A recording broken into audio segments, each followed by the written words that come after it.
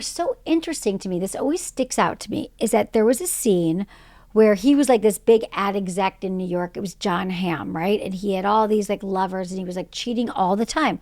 She had no way to know that he was cheating except one day a phone bill came in. Like, remember you used to get the printed phone bills and it would be like, here's every phone call. And so she saw that there was all these numbers to other people from the home phone that weren't her. So she's like, you were cheating on me. Have you ever been cheated on? Ever thought about cheating yourself? Or maybe you're just wondering, what even counts as cheating? Is it sex? Is it flirting? Is it DMing your ex at 2 a.m. with a just thinking about you text? Well, if you haven't talked about it with your partner, don't worry, you are so not alone. And I'll be honest, I'm a reformed cheater. And in this episode, we're diving into the messy, murky waters of infidelity, what it means in 2025, how to prevent it, and how to come back from it if it happens. Spoiler, the definition of cheating is not one size fits all.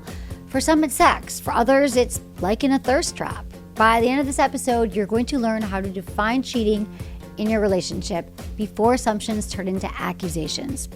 So we're going to cover why just feeling it out isn't enough, the exact questions to ask your partner about boundaries, what to do with those fantasies you're afraid to say out loud, hint, they might actually unlock deeper intimacy, and how to stop letting jealousy wreck you and instead use it as a window into your desires. We'll also talk tech and temptation, work DMs, late nights like digital flings, and what real repair looks like if betrayal has happened in a relationship. This episode is packed with real talk, actionable tools, and even AI scripts to help you define your values, set clear boundaries, and build trust that actually lasts. Whether you're trying to prevent cheating, recover from it, or just stay ahead of the chaos, this is a conversation you don't want to miss. So let's get into it. My co-host today is Dr. Scott Lyons. He's a dear friend and a licensed holistic psychologist. He's a body-based trauma expert and author of Addicted to Drama. He's helped over 1 million people worldwide break free from stress, trauma, and drama through his signature somatic approach. Scott is the founder of the Embody Lab, the go-to platform for learning body-based trauma therapies, and the creator of somatic stress release taught in over 20 countries. You want to go deeper? Use code SEXWITHEMILY for a discount on any Embody Lab program at theembodylab.com. You are going to love it. Let's talk about cheating today because there are so much information coming in. There's DMs, there's questions, there's emails like, is this cheating? Have I been cheated on? There's so many different ways to cheat now. What constitutes cheating? A DM? Yeah. A flirty little look across the room? Could it be porn watching? People think that's cheating? I got so many emails. I want to help the people. Let's read an email. Okay. So here's some things that have come in just to give you the overview. Okay. Number one, I'm living in the misery of a sexless marriage, so to meet my sexual needs, I have to masturbate. My problem with it is the porn it requires. Is there another way? So let me explain this to you, Keith. This is a guy named Keith. First, Let's just cover the porn thing. In many, many relationships, porn is considered cheating. So it sounds to me like in Keith's relationship, he feels guilty about using porn. So just so you know, in a lot of heterosexual relationships, this is one of the huge hot button issues. Yeah. Couples never talk about it. Yeah. They make assumptions that when we get married, well, my partner would never watch porn again because they've got me. Why else would they need it? They don't understand that porn is actually a healthy part of sexual expression. And I always tell couples, listen, your partner's going to be watching it when you get together. They're going to be watching it when you're together. They're going to watch it when you're not together because it's actually could be something that's completely separate than the relationship. Well, I have a bigger question. Go. Like, what constitutes cheating? Like, what is the definition of cheating? This is it. Right? There's so many things that couples do not discuss when they get married or commit. And I think this should be one of them. Like, there's got to be a forum that's like, do you think if I watch porn, is that cheating? If I take a weekend with friends, is that cheating? If I like someone's photo on Instagram, is that cheating? If I dance with someone at a bar and you're not there, is that cheating? So it's like cheating is actually kind of subjective. Yes. Like there's no universal definition. No. What do you think cheating is, Em? I think that objectively, most people would say if you're in a committed relationship where you haven't discussed boundaries and you haven't discussed like what is on and off, that if you exchange bodily fluids with somebody, have an orgasm with someone else, make out with somebody else, that's probably cheating. For some people, then there's the whole emotional cheating. You've talked to this person every day at work. You've shared everything about our life. Like if I'm married to someone and like, oh, but your office wife has become your new, confidant, that could be cheating too. So there's all these different ways to define it. But I think the standard definition is like you banged someone else. Yeah. And you were together and that was a violation. But now since social media and there's all these different ways to connect to people, you know what I always think about? Did you ever watch Mad Men? No. Okay. So I barely got through it, but it was an amazing show. Came out, whatever. You know what it is. Yeah. Came out 10 years ago. But what's so interesting to me, this always sticks out to me, is that there was a scene where he was like this big ad exec in New York. It was John Hamm, right? And he had all these like lovers and he was like cheating all the time. She had no way to know that he was cheating except one day a phone bill came in. Like, remember you used to get the printed phone bills and it would be like, here's every phone call. And so she saw that there was all these numbers to other people from the home phone that weren't her. So she's like, you were cheating on me. And I'm guessing like cheating's been around. Like that was like in the 60s or the 50s, that show. I'm guessing people have been cheating for, I don't know why I always think about that because I'm like, that was so simple. That was like one bill that pointed to the cheating. But now it's like, you could find it out on Instagram. You're following your partner's location. Someone saw you at the bar. They like let your partner know. Like there's a million ways to get caught now with cheating. But then it also comes down to most couples don't even discuss, like, I'm fine if my partner watches porn. But again, for so many, it is cheating. So I think that when couples decide that they're going to commit for the rest of their lives together, they've discussed, like, among other things, is this cheating? Would it be cheating to you if I masturbate and think about somebody else? Yeah. Is it cheating if And it's going to bring up tension. I think that's like, we have to normalize that a lot. Because if I said to you, we just started a relationship, and one of the first questions I ask you, like we're rolling out of bed, we're getting our coffee, and I'm like, hey, Em, what's cheating mean to you? Like the first thought most people have is, why are they asking me this? Right. And are they going to cheat on me? Which is, that negative bias in their brain going, oh shit. Yeah. That's probably, for many people, that's a big fear. For me, it's a huge fear in a relationship. Well, we got to flip it then into like, what are the boundaries? Like what is it's more like, I love the way you're saying that, because to start off with what's cheating will be, that will not go anywhere helpful. But maybe it's more like, what are our values around intimacy? Yeah. Are we only sleeping with each other? Yeah. Let's make an assumption that I'm not going to sleep with anybody else, that you're not going to sleep with anybody else. But in that category should be like, what about porn? Yeah. What about texting somebody else of another gender? Yeah. That, I think there's just, and then as it comes along, couples need to keep revisiting these conversations. I really like this because when you're navigating like polyamory, when you're navigating like multiple partners and you're establishing the rules, that is where you have typically been like having the conversation about what is cheating. Yeah. Where like, hey, this, like, yes, you can go sleep with someone, but you can't make out with someone on the dance floor, or like no kissing or no second dates, whatever it is in that navigation. But I love this because so rarely in more monogamous situations, because it's subjective. It actually is subjective. It actually is subjective. It's nuanced for sure. And I know if you're listening, you're like, no, it's not subjective. It's really clear what is cheating.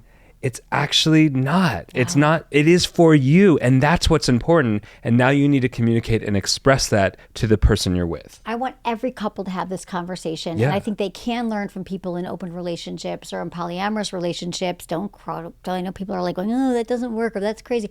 I'm not saying that you need to be in it, but the protocols that people in open relationships go through are like, oh, okay, well, when we're at play parties, we get to hook up with someone else. There will be no kissing. There will be like, you set up the boundaries and the rules, and then you get to adjust them as you go along. But the problem is that most relationships, they're like, we're together, we're monogamous till death do us part. Nothing else will ever happen. I will never be attracted to anybody else again, nor will you. There won't be any ambiguity. And I'm also going to make assumptions that you actually are going to stop your porn watching. And I think part of this lack of communication is what leads to the high statistics on cheating. Yes. right? It's not the only reason. We'll talk about the reasons as to why cheating often happens, but the lack of communication, the lack of even the conversation is already starting to hide things. Yeah. Because we all have, like as humans, we all have fantasies.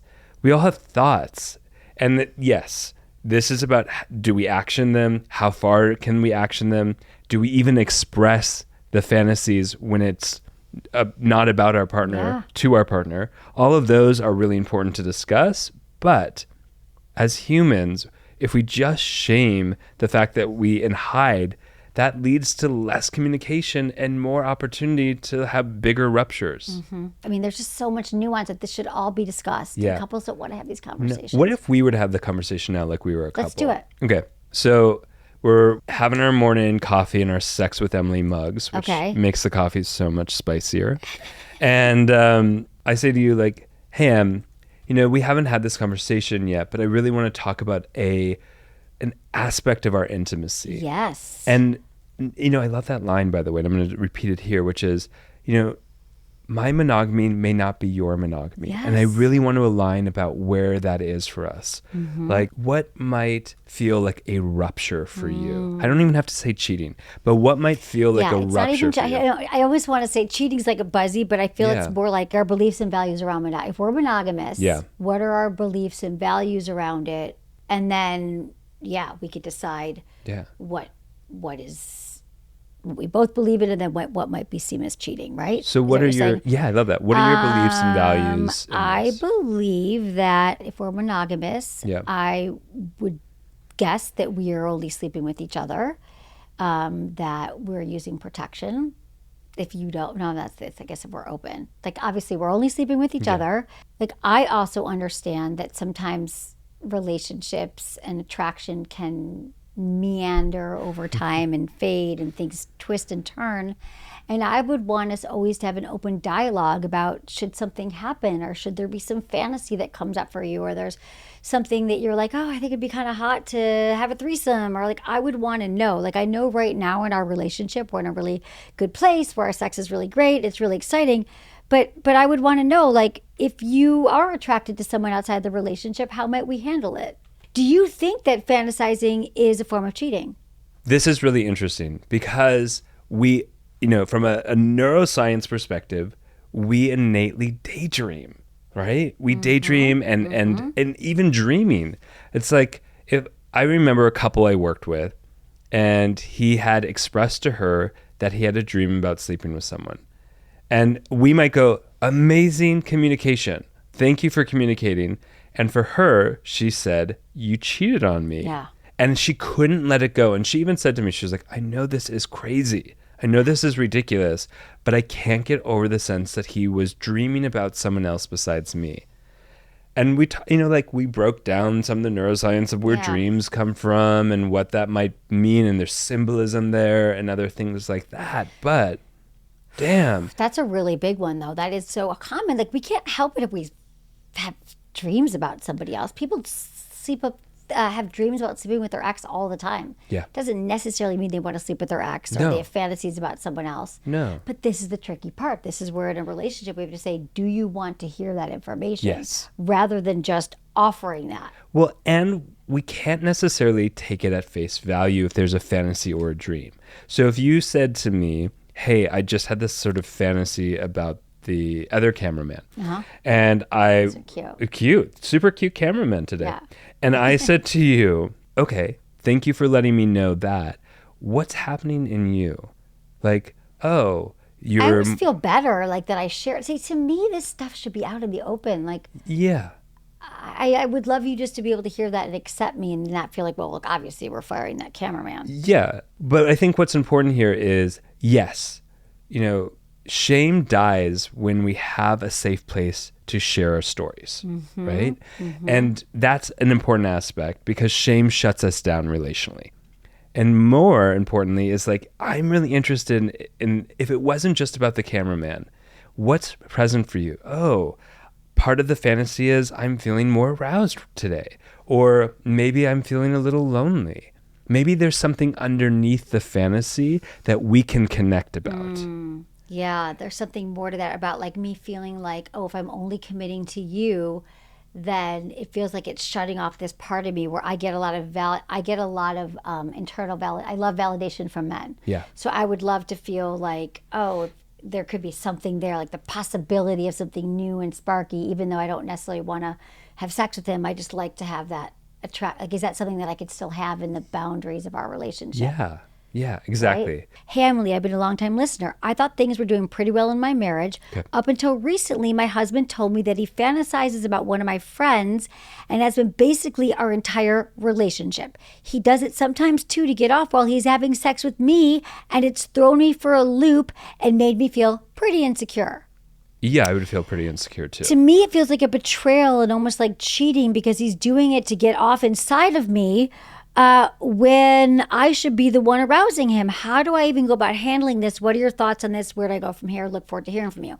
I get that he was trying to be really honest probably in some way, but how is she ever going to recover from the fact that every time her husband's having sex with her, he's thinking about her friend to get off and get aroused? Like, that's a rupture that I don't know how we're going to repair that one. So to me, they didn't do the underground, like you have to say, is it okay if I share with you how do you feel about me fantasizing? Do you want to know about it? Yeah. He didn't clear any of that. Yeah. And so now they're in more trouble. That just felt like I wanted to cover that. Yeah. I mean, I think that there's like, it gets really tricky. If you find yourself projecting someone else's face onto your partner and someone else's body onto your partner, like you can't be with your partner, then I think that's an important pause point, to go, whoa, maybe this isn't the match that I want, or maybe I need to do some self-reflection, or maybe I need to do some work, or maybe, oftentimes we can get stuck in fantasy as a way to avoid intimacy. Yes, well, that's right. Disassociation. Dissociate, disconnection, projecting someone else's face. It's like, what's happening under the hood of that fantasy and projection? That's the material that we need to be talking about, connecting about. Not, hey, I'm fantasizing about your best friend while I'm having sex with you. Where do we go from there? Right. We can't. But hey, I did some self-reflection work and I realize I'm disconnecting a little bit while we're intimate, or I felt rejected lately from you and have been putting someone else's face, whatever it is. And it felt safer to do that rather than to connect with you intimately. So and we're just talking about more of like the psychology. We're not even getting into like my partner had an affair. Yeah. So should we get into some of those stats Let's get too? into that. Because we're talking about the nuance, but then there's the full on like my partner slept with someone else and didn't tell me. And that happens. Okay, so there's some juicy infidelity stats. The prevalence, it says about 20 to 25% of married people admit to having cheated on their spouse at some point. And then around 40% of unmarried people report having been cheating on by a romantic partner. Then we got into the gender gap is shrinking. I just found this was interesting, and then we can break this down, that historically men reported higher rates of cheating, but the gap is closing. Women under 30 are now just as likely as men to cheat. So this is all the people that are going to report. Yeah. It might be higher. Yeah. But what do you think about that? They admit to having cheating. When I hear cheating, I'm feeling it's a physical cheating. Yeah, most likely it's a physical cheating. And most likely they're talking about kind of an extreme, so sex. Yes. And, not to make people more paranoid, but what is the actual self-reporting rate? You know what I mean? Like, that saying 20 and 25% are report yes doesn't mean there isn't a whole lot of other people that are not reporting or will lie even in a study. Yeah. And, so it and could if be you're half. It could be double that number. It could be double that number. And if you're listening and you're like, oh my gosh, that makes me really scared about intimacy, you're in the right place. Like, it's fair. Like, this is why communication and conversation needs to be happening around this subject matter with partners. And not in just a threatening way. Well, I feel like couples who really are able to talk about all the things that are surrounding cheating and why people cheat and get ahead of it and troubleshoot it and be like, let's talk about let's say promises to each other that we're going to have frequent check-ins about our relationship status and our sex life. And we ever find that we're not having sex and we're not meeting each other's needs, like, let's talk about it before the cheating happens. And I think that's what happens, that couples don't really have the basis. So they're like, I'm feeling unseen. I'm feeling like my partner isn't prioritizing me. I'm feeling lonely in the relationship. I mean, there's so many reasons why people cheat. And they say some of the top reasons are feeling emotionally neglected or lonely. They want variety, seeking validation or self-esteem boost, revenge, falling out of love, sexual dissatisfaction. So there's a lot of different reasons for it. And I would like to just make a confession here. Okay. That I am a reformed cheater. I used to be a cheater. What do you mean by that? I mean that in my 20s and early 30s, I was in relationships for probably I was like a serial monogamist. And I also had a job where I was traveling a lot internationally. And I would like have these fun, like I'd meet some guy on an airplane or be in Thailand at some beautiful hotel, and it was like, it felt just like a fun little romp, a fun little experience that was very, very exciting. And it wasn't necessarily for me because I was missing anything in my relationship. It was more like, it was never like in the same city. Like me trying to be like, my cheating wasn't as bad because I was not on U.S. soil. I was in Asia. But I mean, this is not uncommon. Just a moment ago, like the creativity that people have to justify the action as a way of avoiding their own shame or like the pain they caused, or to even address the underlying patterns is rich in creativity. I've heard some wild ones. Well, but I like this one. You know, I wasn't on U.S. soil, so it wasn't quite cheating. Well, that's what I'm telling you, and it sounds really fucked up. And it says people in happy relationships still cheat. In fact, 34% of those who admitted cheating reported feeling happy and very happy with their partner.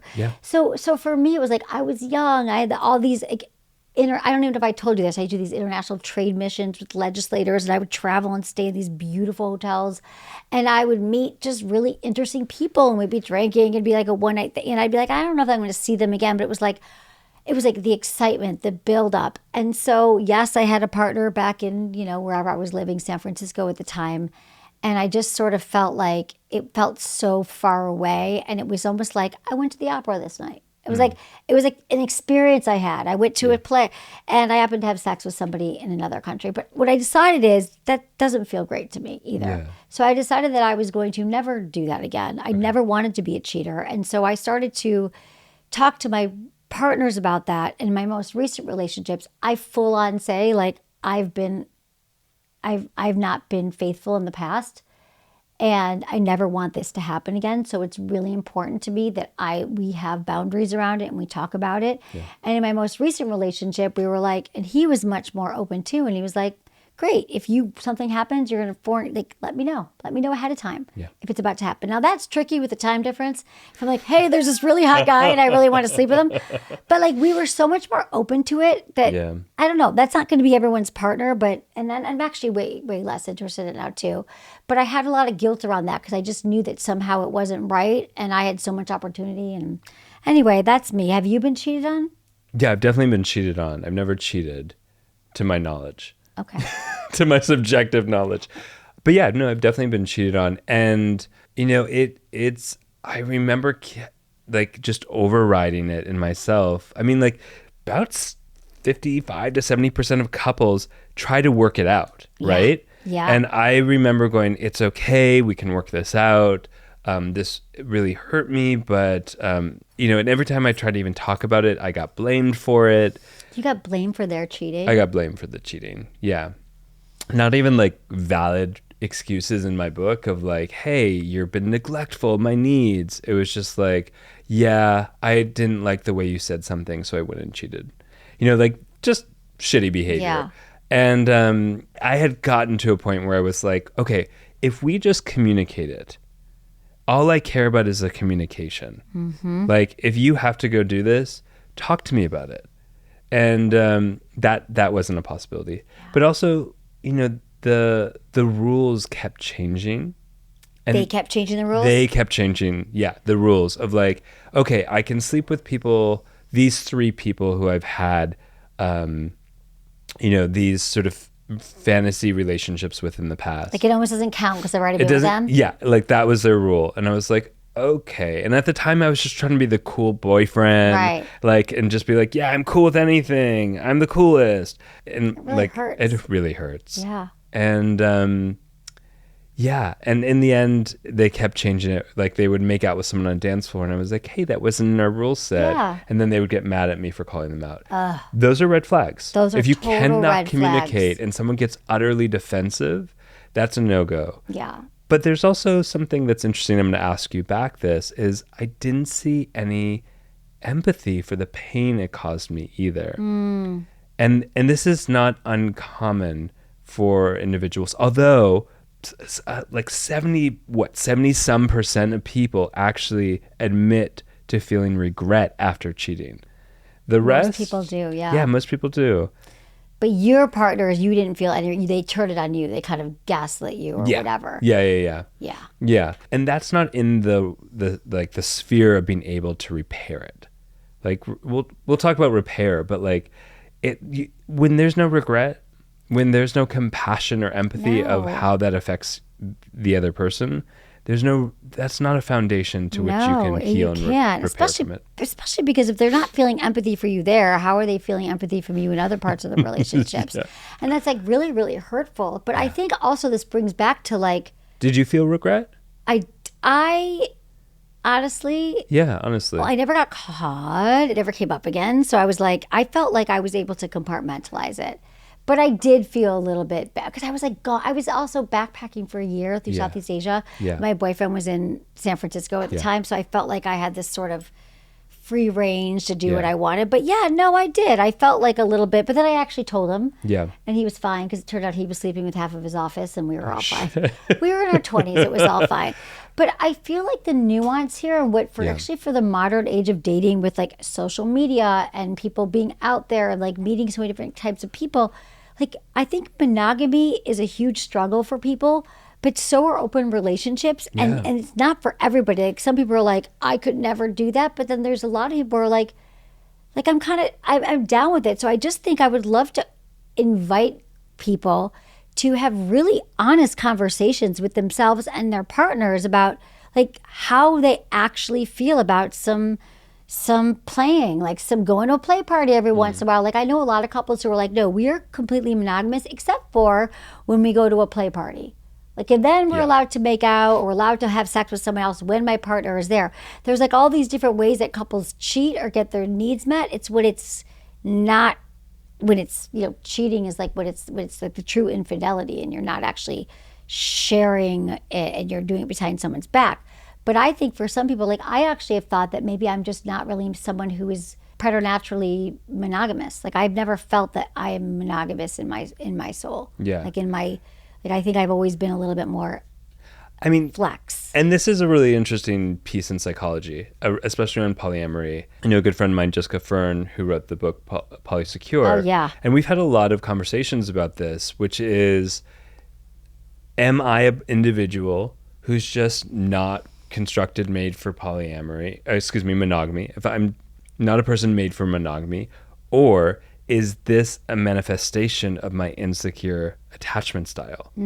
Say more. Like, when we have let's say, avoidant attachment style where we like withhold, we have trouble being in relation to other people, we feel overwhelmed by them. And that stems from, as infants, oftentimes caregivers that are too overwhelming to our nervous system.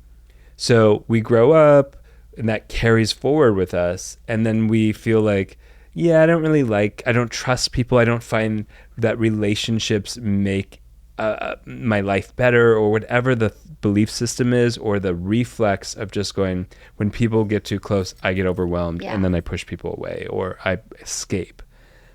Yeah.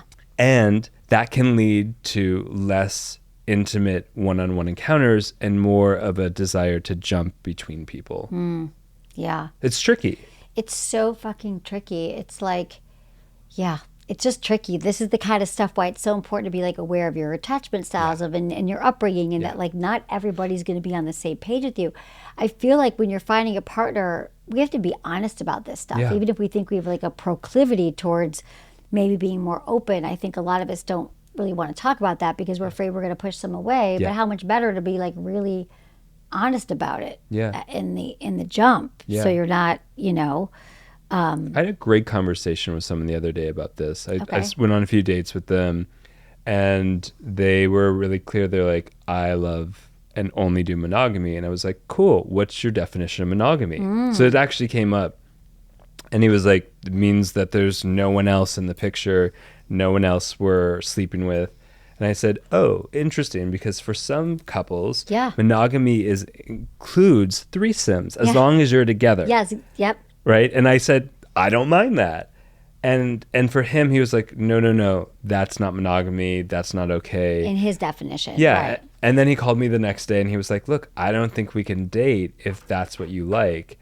And I said, well, I think let's pause. And I want to recognize you're having a response. That's important for me to hear, which is, do you feel scared? Do you feel nervous? Do you feel like I might do something that might abandon you?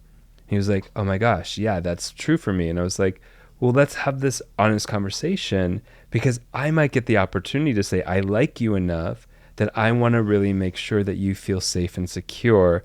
And threesomes aren't that important to me. But if you just make the assumption based on your reflexive trigger, we're not going anywhere. Yeah, no, that's great to kind of break down the nuance of it. He was just like, because maybe if you guys did build a foundation where you felt really secure, then maybe the threesome would be open. It was just, it's also triggering. We don't really know what it means, and so you can just like shut down from that for sure. Like I had a boyfriend once who was like, I actually think it was a fetish and not even just a fantasy. A fetish around threesomes, meaning that every time we would have sex or he would masturbate, he had to think about a threesome to get off. Like he'd be like, right now I'm picturing like another woman going down on you. Like that was his thing. So to me, that's a fetish if it's a requirement for arousal. Yes. And I was like, and early on, I was like, okay, I can role play this shit. But then eventually he was like, are we going to have a threesome? We're going to have a threesome. And I was like, we haven't been together that long. I don't really want to. And then we kind of like had to end. It was like, that was all he was focused on. It was like somehow he easily got wired to that. And that was like too much. But maybe, So I think that there's just so many different ways that this plays out. And what I love about this conversation is like I wish, and maybe we could create this, like some kind of forum. Maybe we could do it as my Smart SX membership. My community, that people could have like another form, kind of like the yes, no, maybe, where they could download this series of questions that you ask someone in a new relationship. I mean, I know we don't want to have these questions because early on, it's amazing. I can't imagine sleeping with anyone else. You're my everything. But like, guess what? Reality checks in. The honeymoon phase dies. You're going to have arousal or attraction to somebody else. So how do you start to answer these questions, like honestly and opening?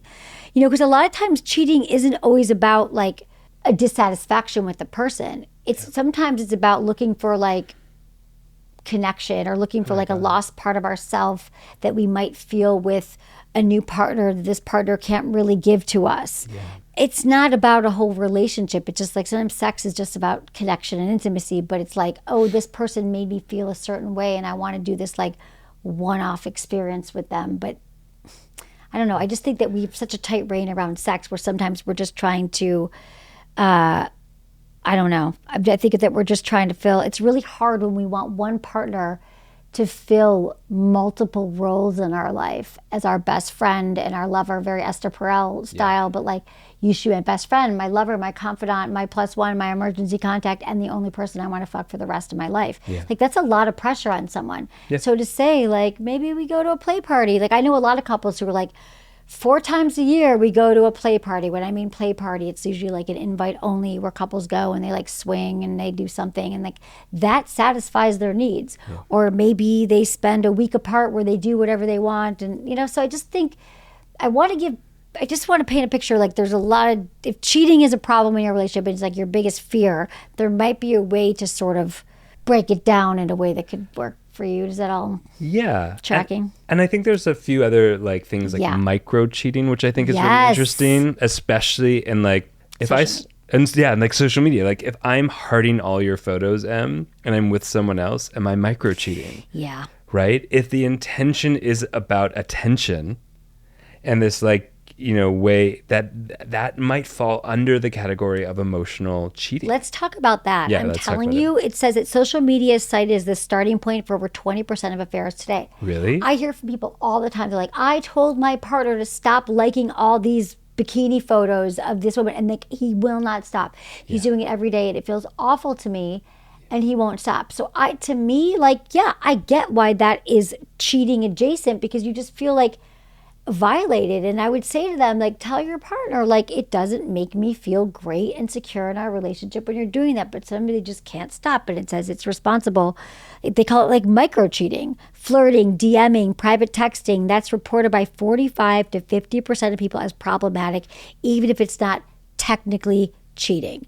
So I think that that's like, I don't know, if I told someone that if I was with a partner and I was like, babe, it doesn't make me feel good, I would want them to be like, done. Like, I will not do that anymore. Like, what is it? Because why are they doing it? What is it giving them if it's hurting me? And the counter argument often is, well, that feels too limiting, or you're, why are you trying to control me? Which is, an interesting point too. And it's like and I had this with some patients recently where that was the case. She was like, I hate that he's sitting next to me in bed on Instagram, liking other girls' photos. And one of the questions I asked is he liking anyone else's photos? She was like, yeah, he likes these photos on rabbits. He's really into rabbits. And I was like, do you think he's having an affair with the rabbit? And I'm not trying to be snarky. No, I get it. But I'm trying, this is the thing. Is like, when it's our fear, when it's our own trigger, we narrow our perception and our focus onto the thing we are most scared about. Mm-hmm. So I am blocking out all the other things that might also be here in the present moment. I'm blocking out all the rabbits he's hearting. I'm blocking out all the males he's hearting on, like his friends. Yeah. And it's like, who are these women? And she was like, oh, these women are his friends. And I was like, okay, so I want to address this doesn't make you feel great. That's important. Let's all sit with that, and let's break it down. And if we break it down and it still feels like this is a no-go, then that's a negotiation between you and your partner, and which is different than, and this is where it gets tricky. It's like, is that different than just full-on cheating? I'm just glad that they're talking about it. Yeah, because what's funky is when we, it's a high statistic of couples that try to save their marriage or try to save their relationships, but only about 15% of them make it. Yeah, let's talk about that right? After how to help couples heal from the cheating. Oh, yeah. Do you want to get into that? Like, let's it says like they say, like, stop, we talk about like stop the affair completely. Okay, just being you like, I'm out, that like, stop that shit, whatever it is. You want to stop it and say, like, okay, I'm back to like working and rebuilding our trust and our relationship. So and you need total transparency. Acknowledge the pain. You need your partner to be like, I'm really sorry that it sounds like you didn't have that. Yeah. You didn't have a partner who was like, oh my God, that must have been really, really hard for you that you had to go through that. Yeah. The betrayed partner needs to express their feelings of like rage and grief and confusion and all the things. And that partner kind of has to take it, right? Yeah. And listen and listen. Yeah. And then you got to open the conversation beyond the facts. Sometimes couples focus on like, what happened? I want the details. Did you go down on them? Were you naked? Did you take whatever?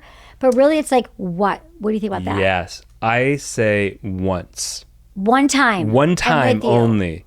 And anything after that, you're starting to attach to the details and not to the most important piece, which is the rupture in the relationship and what's happening in you and what's happening in your partner. Yeah. If we get too attached to the details, to the story, we are just cycling in a trauma vortex. Absolutely. Yeah. Like the like then you can't get those images out of your head. So it's more like, what did the affair mean to you? Like, what was missing? What were you longing for? What was going on in your head? Like, getting those kind of questions, right? love that. Like, what is happening in our relationship, not just between you and the affair partner, but like what's really happening with us? Yeah. And then you got to eventually shift from the blame to the curiosity. Like, what does this mean for us? Do you think we can rebuild? Like, what is this? What is this messaging us about our relationship? Where do we need to go? Like, what is it revealed? What do we need moving forward? And then you got to rebuild trust. Now, this is where I think a lot of couples fall. Like, it's really fucking hard to rebuild trust. You don't just go to therapy once. Like, when trust is broken, it is such a rupture that like a lot of couples can never repair it. Yeah. So you really just can't, like, I don't know. I mean, sometimes people have like, I'm going to share you all my passwords. You're going to be able to see everything. Like, you're going to follow my location. That will work temporarily, but that's not actually how we rebuild trust. Oh, yeah. It's just time. It's what it's time can be helpful, but a lot of things can happen in that time that don't rebuild the trust. So it's actual work. It's, hey, I know we had this big rupture. You slept with someone else. Yesterday, I had this moment where I had a little flashback and I felt really alone. And I texted you and I didn't hear back in an hour and I got really anxious. And there's this ownership in that, and the partner's job in that moment is to just reflect back. You got really anxious when I didn't text you back for the hour. Yeah. And it really brought up some old feelings and some imagery from the past. And how can I be with you in this moment to support and love you and really reflect back that I'm here with you. I'm committed. So that's really beautiful. So part of that would be like, okay, I hear that you got triggered when you didn't hear from me. So now maybe a resolve to that would be like, so I promise that I will text. So from now on, I make the best effort to text you right back when you text me, right? To make you feel. Because simply you giving me your location and I start checking it actually induces more anxiety and dopamine. So every time I check the phone as to where you are because I think you're cheating on me, I get a little dopamine hit. And that makes it pretty confusing because all of a sudden I'm becoming attached to the process of any time I'm anxious. It's and feeling a little better. It's associated with the paranoia and mistrust I have. That is so true. I'm just remembering now when my boyfriend cheated on me in my 20s. Oh, you have been cheated on? I have been cheated on. I just remembered this. Well, yes. The same guy you cheated on? Yes, he cheated on me, but it was a long story. Okay. I was traveling, and then I came back, and he's like, "Oh my God, I was with nobody." But it turned out he literally slept with everyone in the city. So then including his massage therapist. But at the time, there was like answering machines, and I got the code to his answering machine. So I would obsessively call and listen to his answering machine and the messages, and that was like every time we went to his house, I was digging for paper. I was looking for evidence, And I became like this crazy, like I became neurotically obsessed with like if he was like a minute late, like he's like, I'm going to the drugstore to get something, and he was like 2 minutes late. I'm like, clearly he's fallen in love with the cashier. Like I would create crazy stories in my head. Yeah. So I get exactly what you're saying. It made me someone who got very jealous and insecure because I didn't trust him. Yeah. It's a hard loop to really, break. Really and I hard. will say, like, I've been on that same loop when I've been cheated on, and I would like check where their phone is. I'm like, oh, they haven't moved in an hour. Are they really, when they say they're out with, that's a point where I recognize, and it's so hard to break, but I recognized in that moment, they can't break this cycle for me. No. This is about me doing work and seeing if I actually can stay in this relationship with what happened. Yes. Because that loop is exhausting. It's exhausting, Luke. It's And you're right, and you think it's helping you, but it's not. I would obsessively call his voicemail like 10 times a day. Who else has called him? Who else has called him? So the other thing is like, so you're trying to rebuild trust, but it's also interesting to like create a new relationship. Like where are we now? Like don't go back to the past. It might never be how it was, but you could build something new and stronger and just more honest. Yeah. Ruptures happen. That's a given in any relationship. Cheating is kind of the ultimate rupture, or one of the ultimate ruptures, along with a few other ones.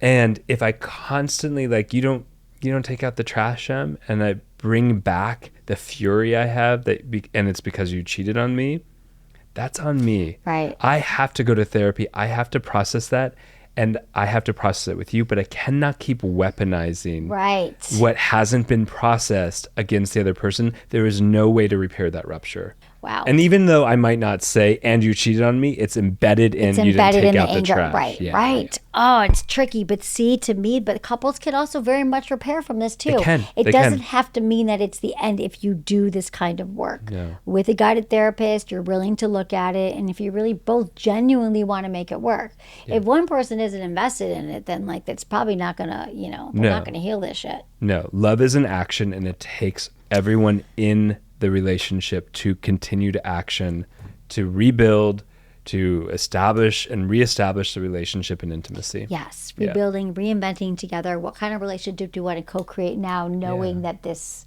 rupture happened? Yeah. I love it.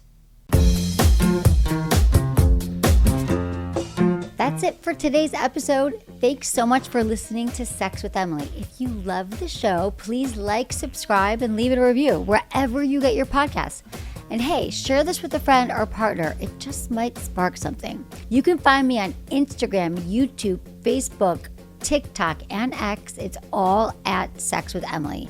And I've been told I give really good email. So sign up at sexwithemily.com for free guides, articles, and more ways to prioritize your pleasure. Have a question about sex, dating, or relationships? Call my hotline, 559-TALK-SEX. That's 559-825-5739, or leave a message at sexwithemily.com/ask. And hey, was it good for you? Email me anytime at feedback@sexwithemily.com. I'd love to hear what you're thinking.